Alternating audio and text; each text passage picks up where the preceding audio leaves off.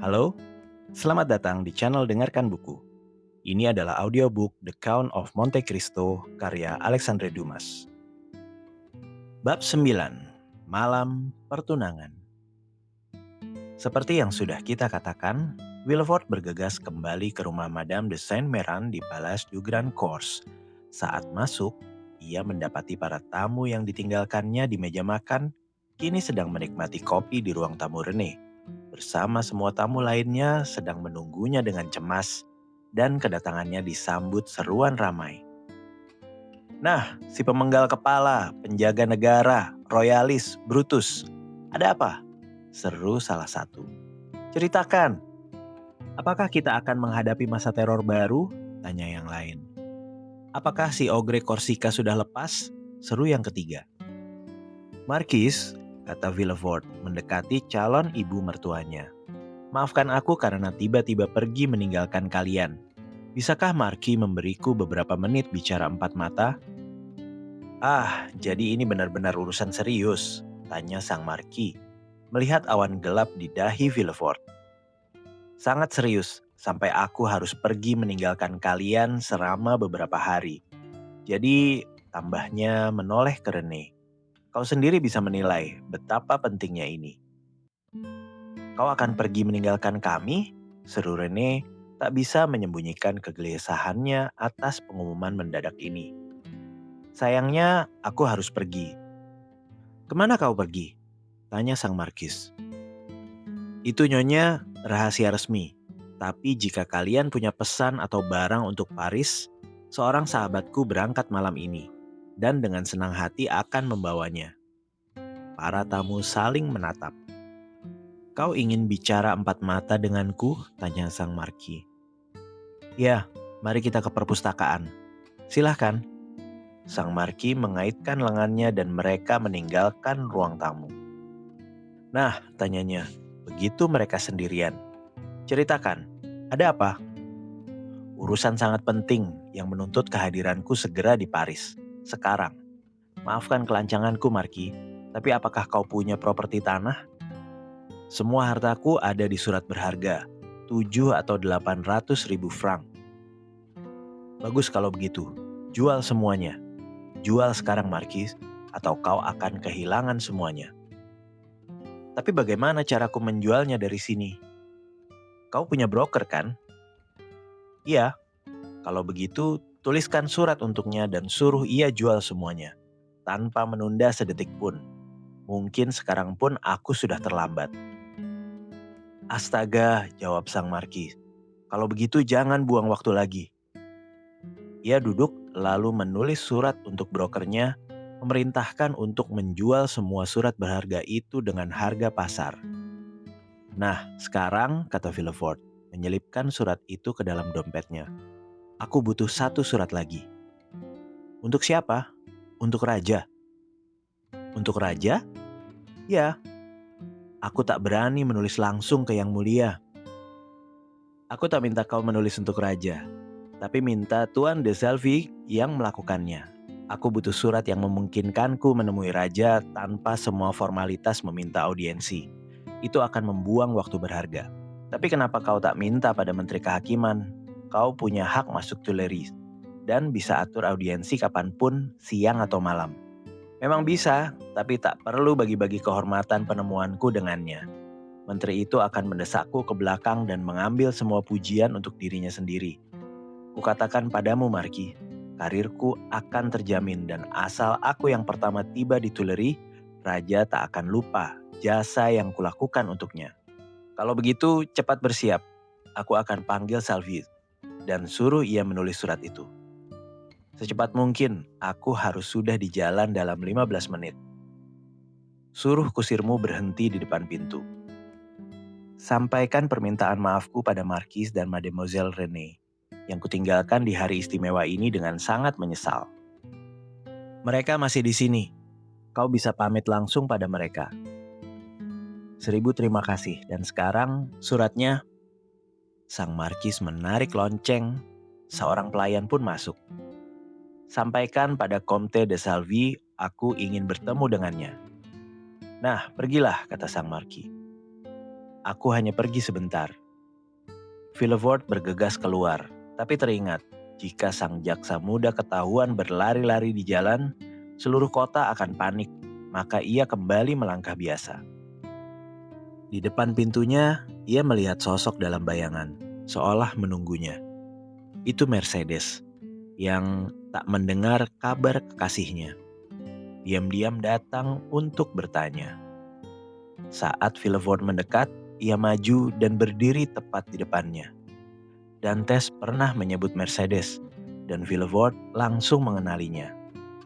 Kecantikan dan keanggunannya mengejutkan, dan saat ia bertanya apa yang terjadi pada kekasihnya, Villefort merasa seolah dialah yang sedang diadili, dan Mercedes adalah hakimnya. Pemuda yang kau maksud, kata Villefort tiba-tiba, adalah penjahat besar dan aku tak bisa berbuat apa-apa untuknya, Nona. Tangis Mercedes pun meledak, dan saat Villefort berusaha melewatinya, ia kembali berbicara padanya. Tapi setidaknya katakan di mana dia sekarang, agar aku tahu apakah ia masih hidup atau sudah mati, katanya. Aku tak tahu, ia sudah bukan urusanku lagi, jawab Villefort. Dan karena ingin segera mengakhiri percakapan itu, ia mendorong Mercedes, lalu menutup pintu seolah ingin mengusir rasa sakit yang ia rasakan. Tapi penyesalan tak bisa diusir begitu saja. Seperti pahlawan Virgil yang terluka, ia membawa panah itu tetap menancap di lukanya. Begitu sampai di ruang tamu, Villefort menghela nafas, hampir seperti isakan, lalu jatuh ke kursi. Saat itulah siksaan pertama dari penderitaan tanpa akhir mulai mencengkram hatinya. Pria yang ia korbankan demi ambisinya, korban tak bersalah yang ia sembelih di altar kesalahan ayahnya muncul di benaknya. Pucat dan mengancam, menggandeng tunangannya, membawa serta rasa bersalah. Bukan rasa bersalah versi kuno yang garang dan menakutkan, tapi siksaan perlahan yang menggerogoti, yang rasa sakitnya makin tajam dari waktu ke waktu, hingga detik kematian tiba. Saat itulah ia sempat ragu sejenak. Ia sering menuntut hukuman mati bagi para penjahat, dan karena pidatonya yang tak tertahankan, mereka dihukum. Tapi bayangan penyesalan tak pernah mengganggu dahinya, karena mereka bersalah. Setidaknya ia percaya begitu. Tapi kali ini pria yang tak bersalah, yang kebahagiaannya ia hancurkan. Dalam kasus ini, ia bukan hakim, tapi algojo. Saat ia merenung, rasa yang baru saja kita gambarkan, yang selama ini tak pernah ia kenal muncul di dadanya, memenuhinya dengan kecemasan samar-samar. Seperti orang terluka yang secara naluriah gemetar saat jari mendekati lukanya sampai lukanya sembuh. Tapi luka Villefort adalah luka yang tak pernah sembuh, atau jika sembuh hanya untuk kembali terbuka, lebih menyiksa dari sebelumnya. Jika saat itu suara lembut Rene terdengar di telinganya memohon belas kasihan, atau Mercedes yang cantik masuk lalu berkata, "Demi nama Tuhan, kumohon, kembalikan padaku kekasihku." Tangannya yang dingin dan gemetar akan segera menandatangani pembebasannya. Tapi tak ada suara yang memecah keheningan ruangan, dan pintu hanya dibuka oleh pelayan pribadinya yang datang memberitahu kereta perjalanan sudah siap.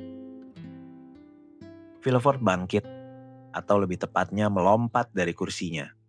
Buru-buru membuka salah satu laci meja, mengosongkan semua emas di dalamnya ke saku, berdiri diam sejenak, tangannya menekan kepalanya menggumamkan kata-kata tak jelas, lalu saat melihat pelayannya sudah meletakkan jubah di pundaknya, ia melompat ke dalam kereta. Memerintahkan kusir pos untuk segera menuju rumah Tuan de Saint-Méran. Dantes yang malang sudah ditakdirkan hancur. Seperti yang dijanjikan sang Marquis, Villefort menemukan sang Marquis dan Rene sedang menunggu. Ia terkejut saat melihat Rene. Ia kira gadis itu akan kembali memohon untuk Dantes. Ternyata emosinya sepenuhnya pribadi. Ia hanya memikirkan kepergian Villefort. Ia mencintai Villefort dan ia meninggalkannya saat mereka hampir menjadi suami istri. Villefort tak tahu kapan ia akan kembali dan Rene jauh dari memohon untuk Dantes, justru membenci pria yang kejahatannya memisahkannya dari kekasihnya. Sementara itu, bagaimana dengan Mercedes? Ia bertemu Fernand di sudut Rue de la Loe, lalu kembali ke Catalans dan menjatuhkan diri keranjangnya dalam keputusasaan. Fernand berlutut di sampingnya, memegang tangannya lalu menutupinya dengan ciuman yang bahkan tak terasa oleh Mercedes. Ia melewati malam itu begitu saja. Lampunya mati karena kehabisan minyak, tapi ia tak peduli pada kegelapan. Fajar datang, tapi ia tak sadar itu sudah pagi. Duka membuatnya buta terhadap segala sesuatu kecuali satu hal, yaitu Edmond.